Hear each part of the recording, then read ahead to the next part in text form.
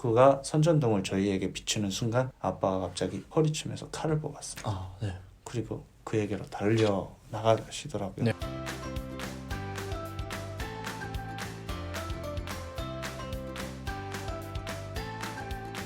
안녕하세요. 북시탈TV의 정하늘입니다. 반갑습니다. 오늘은 특별한 게스트를 한번 모셔봤는데요. 자기소개 한번 좀 부탁드려도 될까요? 네, 안녕하십니까. 저는 지난 2014년 8월에 대한민국에 입국해서 대한민국 국적을 회복하고 현재 정착을 잘 하고 있는 한설성이라고 합니다. 지금은 명지대학교 문해창작학과에 재학 중이고요. 열심히 살고 있습니다. 감사합니다. 북한에서 프로 복서였는데 이 친구도 저와 비슷하게 NLL을 넘어왔잖아요. 그렇죠. 네, 저는 육지로 왔다면 이 친구는 해상을 넘어서 왔습니다. 그래서 오늘 탈북 스토리도 말씀을 드리는 시간을 가지려고 하는데 지금 프로 복서와 네. 현재는 문창과 네. 글 쓰시는 일을 하잖아요. 네, 그렇습니다. 네, 전혀 매칭이 잘 안 되거든요. 그렇죠. 네, 어떻게 그 진로를 결정을 했는지. 네, 일단은 대학 공부를 하려고 네.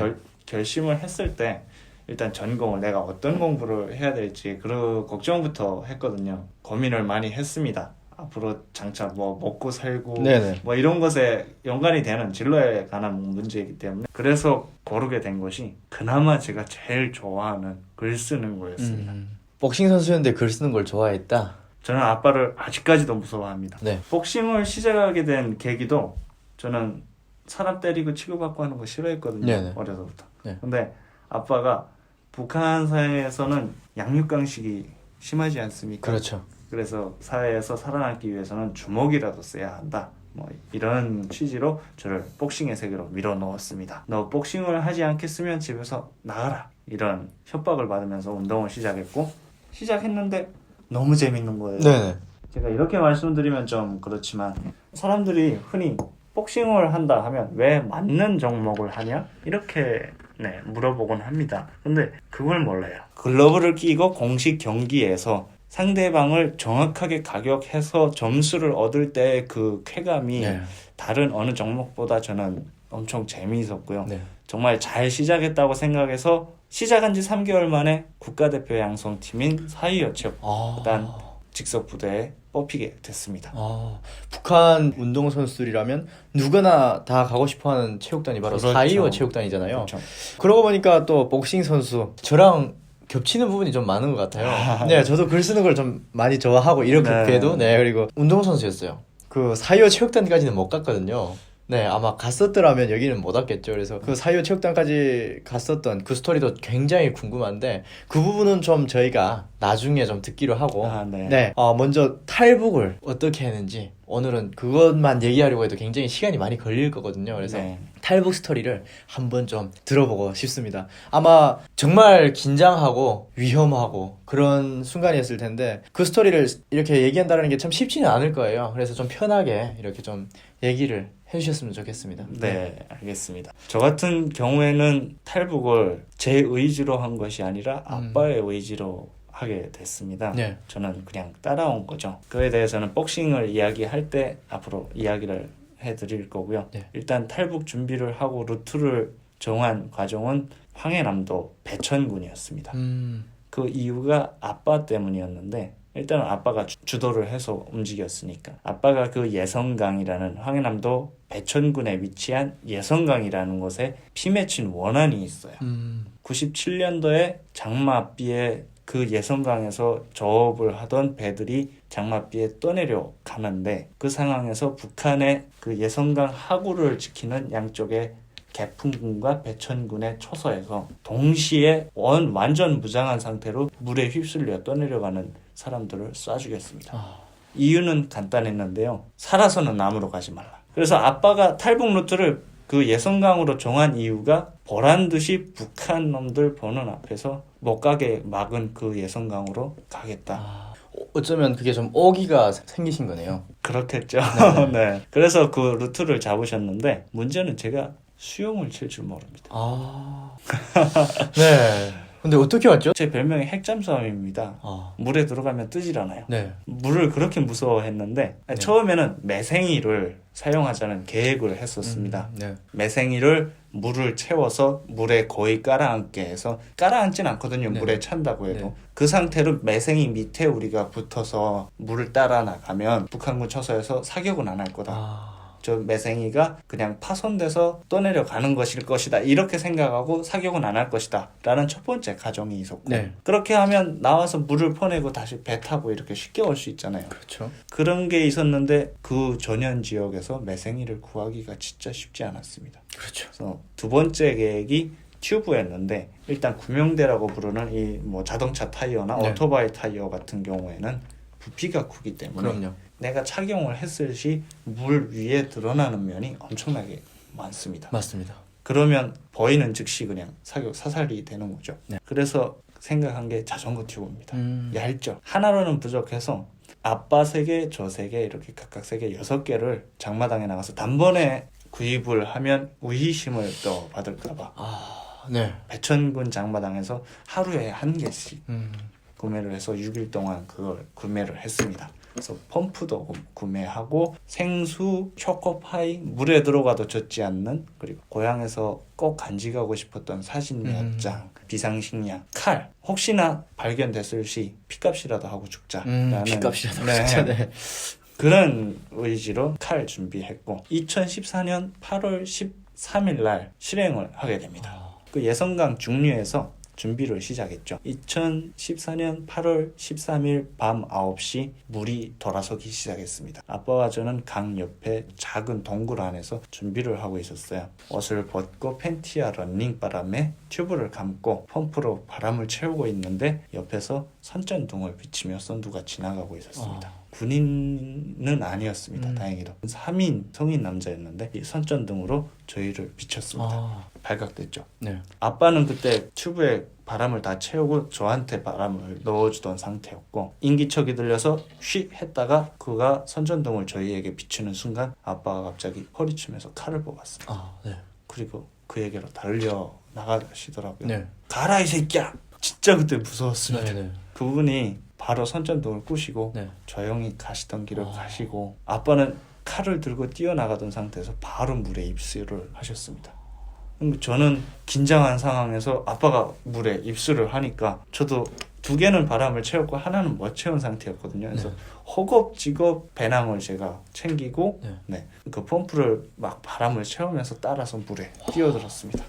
뛰어든 상태에서 아빠와 제가 손을 잡았죠. 이제는 시작이 됐다. 우리의 탈북 시작됐다. 물 따라 내려가는데 그 속도가 어마어마했습니다. 서해에 바닷물이 빠지는 속도가 그렇게 빠른 줄은 몰랐어요. 더구나 폭이 좁잖아요. 그렇죠. 저희는 그 자전거 튜브를 감았기 때문에 딱 얼굴만 물면에 드러났습니다. 그때가 8월이었고 그나마 여름이었지만 물은 찼어요. 아빠 연세도 있으셨기 때문에 바로 저체온증으로 기절하셨습니다. 거의 기절해서 떠내려가고 저는 아빠를 붙잡고 지나가는 그 풀덤불이 있죠. 그 풀덤불을 막 이렇게 걷어다가 아빠 위에다 씌워드렸습니다. 그리고 저도 이렇게 누워서 쭉 떠내려 오고 있었죠. 시간이 얼마 정도 지났나? 강이 이렇게 굽었잖아요. 굽었으면 초소가 양옆에 있습니다. 하류에 탐조등을 비치더라고요. 탐조등을 쭉 이렇게 좌우로 비치는 것이 아니라 한 곳을 비치고 있었습니다. 그냥 포기하고 발견되면 죽자 이런 생각을 했죠. 총탄 날아올 거라는 그런 예상도 했고 아무 생각도 안 들었습니다. 어차피 아빠는 기절한 상태였고요.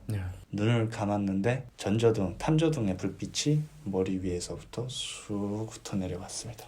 그냥 속으로 진짜 샜죠. 저는 뭐 몇 초를 샜는지 모르겠는데 눈을 감았다가 뜨니까 총알이 안 날아오는 거예요. 하도 이상해서 눈을 뜨니까 탐조등 불빛이 저기 멀리 있는 겁니다. 지나온 거네요. 네, 지나왔죠. 북한 군인들이 그냥 탐조등을 그것에다가 켜놓은 상태로 근무를 서시니까 아시잖아요. 저러고 있었나 보네요. 그랬겠죠. 진짜 다행이네요. 설마 그쪽으로 사람이 갈까 이런 생각을 했을까요? 정말 다행이었습니다. 그걸 통과하고 나니까 하류로, 그러니까 바다로 나왔습니다. 바다로 나오니까 그 밤하늘에 북한 하늘과는 다르게 대한민국의 밤하늘이 엄청 밝은 겁니다. 네. 진짜 평양 불빛 보는 것 같았어요. 네. 아 고향이 평양이잖아요. 네, 그렇죠. 네. 네. 평양의 중심가의 밤하늘을 보는 것 같았고 네. 그 저희가 본 곳이 강화도였어요. 강화도에 해안등이 있습니다. 제가 와서 보니까 200m당 하나씩 해안등이 설치되어 있다고 하는데 네. 북한에서 바라봤을 때는 그 해안등이 진짜 쭉 일렬로 보이는 굉장히 게 촘촘하게 보이는 네. 이 말이죠. 네. 그것에 가면 제가 살 수 있다는 아. 어떻게든 뭔가 살 수 있다는 그런 감정이 들어가지고 그쪽으로 열심히 팔을 적었습니다. 어떻게든 아빠를 끌고 가야 돼서 근데 아빠가 의식이 가끔씩 돌아왔어요.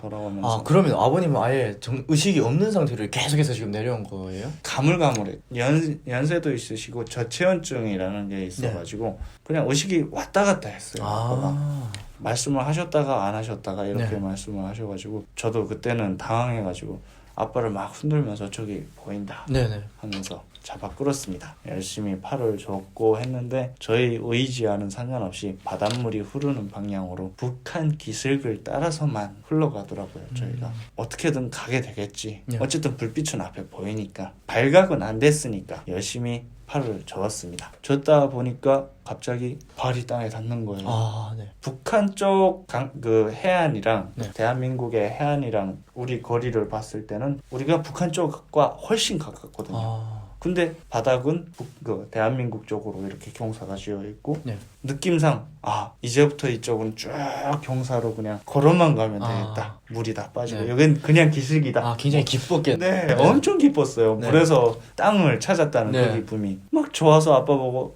아빠 이제 우리 살았어요. 걸어가면 빨리 갈 수 있어요. 날이 금방 밝으니까요. 부축여서 걸어가는데 저기 앞에서 하얀 그 모래 백사장 같은 네. 그런 것이 가까이 다가왔습니다. 속으로 이렇게 생각했죠. 제가 아무리 빨리 걷는다고 해도 이렇게까지 빨리 걷는 것 같지는 않은데 백사장이 저렇게 빨리 다가온다? 뭐지? 했는데 순간 다가와서 찰썩 무릎을 친 게 6시간이 지난 겁니다. 서해바다는 6시간이 물이 나가고 30분 쉬었다가 6시간이 물이 돌아서요. 돌아선 거예요. 물이 들어오기 시작했죠. 이제 그 상태로 그냥 우리가 물에 뜨면 바로 북한 다시 예성강으로 빨려 들어가게 됩니다. 그러면 날이 밝고 북한 군인들이 저희를 발견하게 되죠. 아빠가 그때 의식이 돌아와서 저에게 하신 말씀이 우리 인생은 여기서 끝인가 보다 라고 말씀을 하셨어요. 그 말씀 하시고 맥을 넣으셨죠. 저는 살고 싶었습니다. 네. 살아야죠. 진짜 살고 싶었어요. 살고 싶어서 그 계속 해안등만 바라보는데 처음에 하류로 빠져나왔을 때 일렬로 보이던 해안등이 보이다가 안 보이다가 보이는 거예요. 그럼 그게 묻히겠죠? 네. 무슨 장애물이 있다는 네, 거죠. 뭔가 있다라는 거죠. 그럼 그쪽에 올라서서 물이 들어왔다 나왔다 할 때까지 기다리면 그래도 다음날 밤까지는 북한으로 안 떠내려가고 숨어 있을 수 있는 그렇죠. 그런 생각이 들어서 아빠를 흔들었습니다. 아빠 저기 섬이 있어요. 그 아빠는 고향에서 직책이 조금 있으셔가지고 북한의 그 군사 지도를 여러 번 보셨어요. 네. 그래서 아빠가 말씀하시기를 이쪽에는 섬이 없다. 오직 섬이 있다면 저기 불이 켜져 있는 강화도와 옆에 있는 작은 섬. 여기 와서 알게 됐지만 교동도입니다. 거기서는 교동도. 명칭을 몰랐어요. 네. 강화도와 옆에 작은 섬 2개인데 그 작은 섬이 가까이 있을 수 없다. 그렇죠. 섬 아니다. 네. 아빠는 포기해라. 이거였어요. 그래도 저는 끝까지 아빠를 잡아 끌면서 그쪽으로 팔을 저었습니다. 점점 해안등 불빛이 가리기 시작하고 그 검은 형체가 가까이 다가왔어요. 잠수함인 것처럼도 생각이 들고 어쨌든 그 무언가 알 수 없는 그 물체 쪽으로 가까이 다가간다고 생각을 할 때 참 그 긴장감은 대단했죠. 두려움 반 설렘 네, 반. 설렘 반. 네. 그 두려움보다는 내가 어떻게든 살 수 있다. 죽지 않으면 살 수 있다. 그 둘 중에 하나인데 들어가면 100% 죽는데 여기서는 죽지 않으면 살 수 있다. 그쵸. 이것이 있지 않아요. 그래서 가까이 다가갔는데 물 떨어지는 소리가 요란했습니다. 가까이 가보니 절벽이었어요. 바다의 절벽이요? 네, 절벽이었어요. 절벽. 한 7m 높이였는데 아빠가 그걸 보시더니 말씀하시더라고요. 북한 놈들이 이렇게 악독할 줄이야. 탈북자들이 이쪽으로 못 나가게 여기다 콘크리트 장벽을 막았다. 네네. 아빠가 이렇게 말씀을 하시는 거예요. 그래서 네. 설마 네, 설마. 바다에 가까이 다가가서 만져봤습니다. 네. 갯벌이 쌓여서 여기 와서 알게 됐지만 대한민국의 갯벌은 토사가 모래가 섞이지 않은 그냥 붉은 감탕입니다. 그래서 잘 빠지는 부분도 있고 또는 안 빠지는 부분도 있겠죠. 근데 네. 저희가 거쳐온 그 강화도 앞쪽에는 북한 쪽으로의 감탕은 토사가 섞인 땅땅한 감탕이어서 그렇게 절벽처럼 깎아지르게 절벽처럼 되어 있었고, 반대쪽 대한민국 쪽의 갯벌은 토사가 없는 그냥 감탕이어서 네. 질퍽한 감탕이었습니다. 일단은 콘크리트 장벽은 아니라는 게 확실했죠. 다행이네요. 네, 너무 엄청 다행이네요. 다행이었습니다. 그거 7m 높이를 어떻게 올라가겠습니까? 그 벽을 따라서 계속 이렇게 가다 보니까 그 갯벌 위에 찼던 물이 흘러내려오면서 생긴 물걸씨 있었습니다. 그 물걸씨 진짜 컸어요. 네. 저희에게는 생명의 길이었죠. 그 물걸스로 겨우 올라서서 그 갯벌 위로 올라서게 됐습니다.